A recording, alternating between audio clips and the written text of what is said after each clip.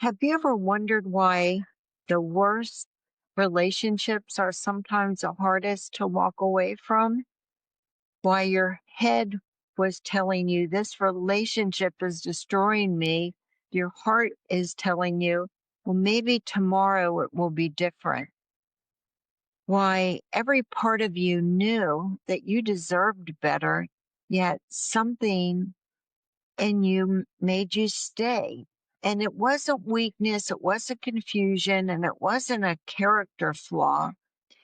It's that emotional roller coaster where the highs feel like oxygen feeding you and the lows feel like you're drowning. And it pulls you into a rhythm your body starts to depend on. And once your nervous system gets used to surviving on chaos, peace can feel unfamiliar, almost like your body doesn't trust it. Today, I want to talk about that cycle, and I'm going to do it in the safest way possible through Annie, because what she lived, so many of us are living too. Annie felt it long before she could name it, before she had the words for it, the swing, the crash of relief. There was one night in her early pregnancy when Santino came home and he was already angry. He didn't yell at her. He didn't even speak to her. He was just pacing back and forth. And it was a silence that was so creepy. It was getting under her skin. So she made herself invisible. She moved quietly. She would hold her breath when he passed by. She didn't know what she had done or if she had done anything at all, but she waited for the storm to break over her. That's just what she did. Then, without warning, he would do the opposite. He might soften his approach, wrap his arms around her, kiss her shoulder, and actually say something nice to her. That whiplash of going from fear to tenderness, it was so intense. Felt like a rescue. She didn't know them, but her body was learning the cycle.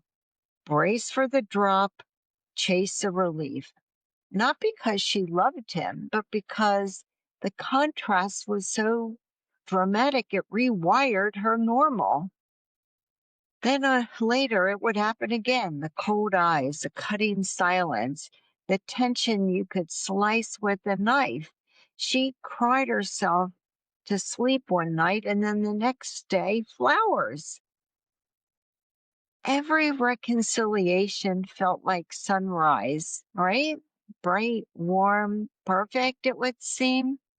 But every sunrise kept her tied to this horrible storm, because the higher the highs, the deeper the body clings to them. She wasn't addicted to Santino. She was addicted to the moment he became the man she hoped he was, the moment that hit her system like the relief after panic. For years, she blamed herself for not leaving. She'd ask, why can't I leave? Why do I keep forgiving him? Why do I keep hoping? It took a long time and a lot of distance before Annie could even begin to understand the truth. Her nervous system had been conditioned to treat chaos as connection and relief as love. That was the hook. That was the trap. And that was a cycle that she had to learn to break. If you've ever felt stuck in a relationship that hurt you, I want you to hear this. You are not weak. You are not naive. There was nothing wrong with you. You were responding to an unpredictable rhythm that trained your heart to brace for pain and cling to any moment of peace. That cycle can make the worst person in the world feel like the safest moment, not because of who they are, but because of how your body is trying to survive them. Leaving a person like that doesn't just break a relationship, it will eventually break the pattern, a pattern your system got used to.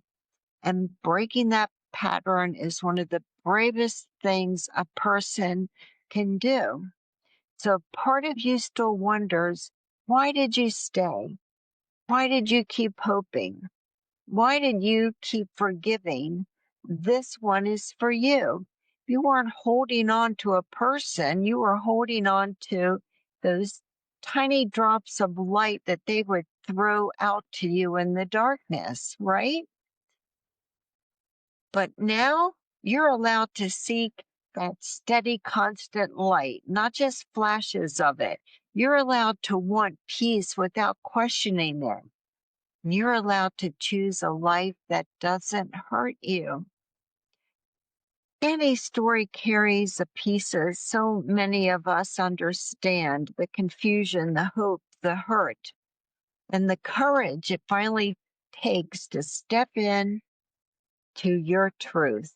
I'm Keil Hackley, attorney, author of the book Undercurrent, and your host here on the Are You Annie podcast. And as always, please remember that you are stronger than you ever knew. You are a warrior against narcissistic abuse, and you are tenacious, and you're never ever going to give up on what's important to you and your dreams.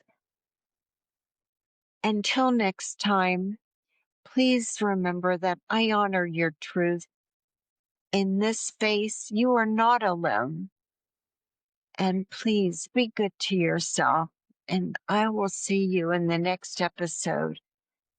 And until then, thank you again for always showing up here.